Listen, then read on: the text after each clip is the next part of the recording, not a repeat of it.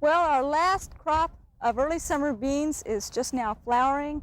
The pods are forming. We ought to have a harvest within a week or two.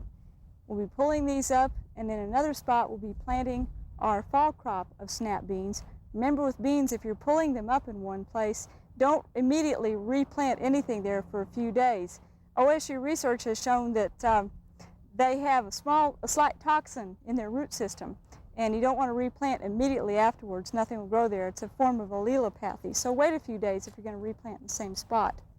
Now over here on potatoes, some of our earlier varieties have started to lay down. That's usually a sign that it's time to harvest them.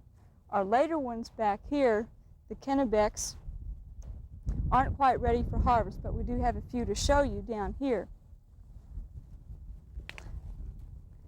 Now this variety is Irish Cobbler. It's a nice white variety potato, nice shape. It's good for a large potato for baking or for cooking. We have some smaller red Lesotas here. I like to harvest these as new potatoes. They're really good with snap beans when they're all cooked together. Over here on the right, you can see the Kennebecs are a little bit later.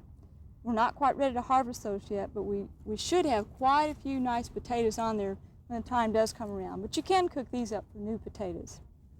Now on potatoes in general, remember not to leave them out in the sun after you harvest them. Get them, just shake the dirt off. You don't want to leave them too wet in storage. Store them someplace cool and dry and in the dark so you don't get the greening on the skin surface.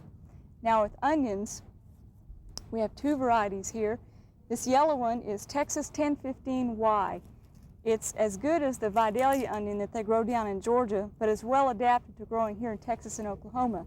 And the way to remember the name 1015Y is in Texas, they sow the seed on October 15th, and it's a yellow variety. So next spring, just remember that number. These are some white onions that we grew from sets for spring scallions, and we left a few of the thinnings to get a little bit larger.